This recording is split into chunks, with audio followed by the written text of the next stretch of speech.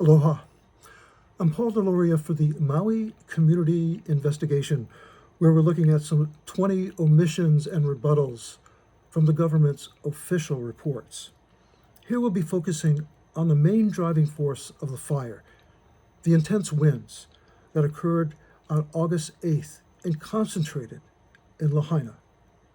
Our goal and objective is to let the data, facts, information, videos, testimonies, and unbiased experts tell the story instead of some contrived cover-up or conspiracy theory. So let's look at what happened on August 8th as the winds were barreling down the mountain to the ocean.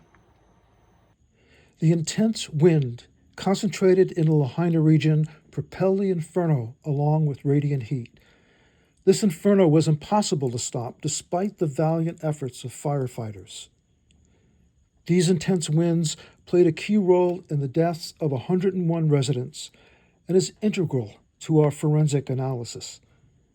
Within 8 hours, the Lahaina fire damaged or destroyed 2,207 structures, 86% of which were classified as residential, and consumed 2,170 acres. The government's story of a single source fire spreading out in this way and also avoiding key areas raises further questions that we'll cover in other videos. But our focus here is the driver of the fire, the intense winds.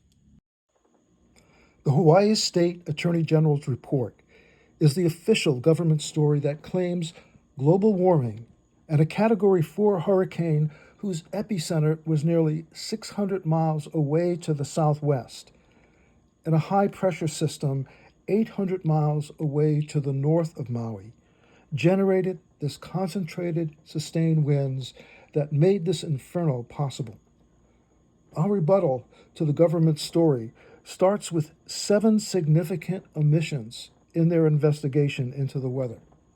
These omissions include a white haze tracking along with Hurricane Dora that coated Maui on August 7th. And then there were the high number of wind cyclones that occurred on August 8th.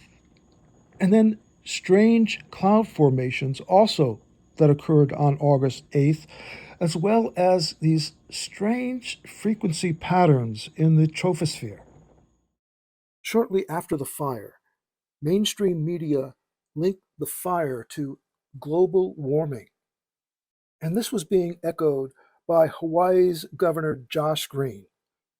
Leaving 60-mile-per-hour winds still with gusts up to 81 miles per hour. So what happened was when fire jumped from one spot to another, there were 3 or 4 fires going on at the same time. It got seeded very quickly with those 80-mile-per-hour gusted winds. And then the fire moved essentially at a mile per minute, 60 miles an hour down through the community. And that's what a fire hurricane is going to look in the era of global warming. And so we have to all do right now what we can to stop global warming and reverse it. He's been beating this drum that it's been global warming was really aiding this fire and was one of the culprits behind this. But when we look at the actual data, which they do not look at, they just put out this story. And if we go to August, even back to 1946, you see it was 81.8 back in 1946 on August 8th. But what's really telling is when you go into the 10-year averages and look at the 1960, the average for that 10-year period was 80.2. Then you go to 1980, it's 80.8. And then over to 2000, it's 81.8. And 2020, we're at 81.7. Not a lot of fluctuations in terms of actual temperature that would indicate global warming is a factor here, especially when we look at the cause of the fire. So next, let's go into a little bit more detail into these different omissions, starting with this whole thing that occurred with this strange white haze. On August 4th, a thick white haze tracking along with Hurricane Dora to the south started off the coast of California. And notice how the hurricane stays relatively in the same spot in relation to this blob that moved closer and closer to Maui and engulfed us on August 7th. And many residents saw this kind of white wall coming in, and you can see the difference between the right and the left in terms of the actual haze. And you can see some of this haze again to the right as, again, it was a very strange phenomenon that residents hadn't seen before. So they took note of it. Many residents noted that they have occasional wind cyclones, but not to this intensity and also not as many. There were some that we noticed that were over a mile offshore that we could detect. So again, this was not admitted as a point of interest in the government investigation. But yet, as we keep on going and looking at these anomalies, you'll see that, again, there are many things that were not noted. Next, we'll go into a video that Bruce Douglas, one of our teammates, has done on the cloud formation and also on the troposphere. This is a high resolution image that happens twice a day in the AM and the PM over the entire planet. And this is the Hawaiian Island portion of it. And you can see on August 5th in the morning, we have normal wind patterns. In the afternoon of the 5th, normal wind patterns. The 6th, normal wind patterns in the morning and afternoon. But something happens on the 7th. The the clouds start lining up in straight lines coming at us in the morning of the 7th. It's interesting, these lines of clouds don't go past the Hawaiian Islands. They stop at the Hawaiian Islands. Both are very unusual. By the afternoon, we were having a very strong wind across the island. You can see there were perfect lines of clouds, very unusual. They would be lined up in harmonic patterns like this, and for some reason only go as far as the Hawaiian Islands and then stop and not go past us. Two very peculiar anomalies. And I've been looking at weather for 15 years and saving screenshots of hurricanes and video loops, and I have not seen anything like this before. This is the afternoon and morning of the 8th. You can still see the lines of clouds, only the sun angle is a little different, so we don't see it quite as pronounced. And here on the actual evening of the 8th, when we had the big windstorm that propelled the fires, again, the clouds were in perfect lines lining up against us. And for some reason, the Maui was blacked out on this particular image. Now, there is a line that sometimes appears across images. Was it random or intentional that was blacked out? It always makes us wonder. But then we see the next day, it goes back to normal wind patterns again on the 9th in the morning and the afternoon. So I'm going to talk about cymatics and geometric patterns. Cymatics is a way where you take a plate and put it above a speaker, and you run frequencies on the metal plate with sand on top of it. And as you play different notes, like the person on this piano is playing different notes, you see each harmonic frequency will make it line up. But you can also do the same thing with a loudspeaker and a petri dish filled with water. And on water, if you do various harmonic sounds at certain frequencies, you'll get these interesting patterns, kind of like what sometimes we see in the sky. So I'm going to come back to this in a moment. But this is the infrared satellite loops. It's a colorized, so it's artificially colorized to enhance the more extreme conditions. But this is the hurricane Dora moving across, and you see it forming right there off the coast of Mexico at about 10 degrees latitude, which is where hurricanes naturally form. And you see it start to spin up into a very tight pattern. I don't see any aerosols or anything else associated. It looks like a natural hurricane to me, and it's got a nice tight pattern to it. And you see around it, you know, winds and everything are calm around it. You see a nice cloud bank to the north of it, the solid cloud bank, you know, that's not doing anything funny.